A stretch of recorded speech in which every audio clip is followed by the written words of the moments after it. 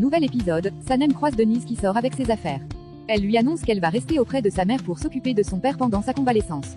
Sanem est triste, et Denise la console en l'enlaçant. Denise s'éloigne, et Sanem lui promet de l'appeler si Khan retrouve la mémoire. Le lendemain, tous se rendent à l'entreprise. Sanem informe JJ et Muso qu'elle a besoin de leur soutien pour faire ingérer la soupe à Khan, censée l'aider à retrouver ses souvenirs. Elle souligne l'importance de cette mission, et ils jurent de donner le meilleur d'eux-mêmes, recevant des câlins en guise de gratitude. Peu après, Khan arrive à l'entreprise. Sanem verse le thé dans un verre et la remet à Muso, qui s'avance vers le bureau de Khan avec entrain. JJ et Sanem restent en panique, espérant que Muso réussisse sa mission. En riant, Muso invite Khan à déguster le thé, mais il remarque que le thé a une teinte différente de d'habitude et manifeste des doutes. Muso le convainc en affirmant qu'il a un goût meilleur et le pousse à goûter, puis sort du bureau. Khan observe le thé avec suspicion, et semble perplexe face au comportement de Muso. À l'extérieur, Sanem et JJ suivent la scène avec anxiété, espérant que Khan va la boire. Muso les rassure en disant que Khan l'avalera sans doute, mais il attire l'attention de Sanem sur la couleur du thé. C'est ainsi que JJ leur propose une tasse noire, et Sanem prépare un autre verre de thé dans cette tasse noire, et demande à JJ de tenter sa chance. Bien que très nerveux, JJ prend son courage à deux mains et pénètre dans le bureau de Khan. Ce dernier remarque la tasse et s'interroge sur le fait qu'il ne reçoit pas le thé dans un verre comme d'habitude. JJ, riant nerveusement, explique qu'ils ne sont pas encore bien installés, du coup, il n'y a plus de tasse fine, et insiste pour qu'ils goûtent. Khan est hésitant, et JJ, en proie à l'angoisse, l'encourage avec force, allant jusqu'à menacer de se suicider avec une cuillère.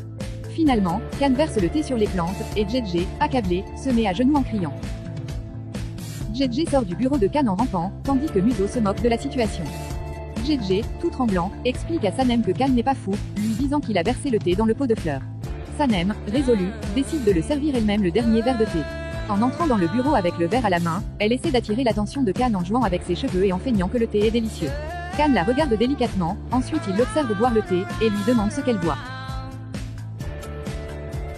Sanem lui dit que c'est la source des sept terres, et elle lui propose d'en goûter, mais quand il le fait, il recrache le thé, qu'il reverse dans le pot de fleurs.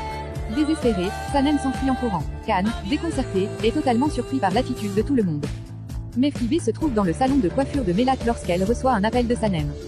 Elle l'informe que personne n'a réussi à faire ingurgiter le thé à Khan. Déterminée, Mefkibé décide de contacter Khan par elle-même.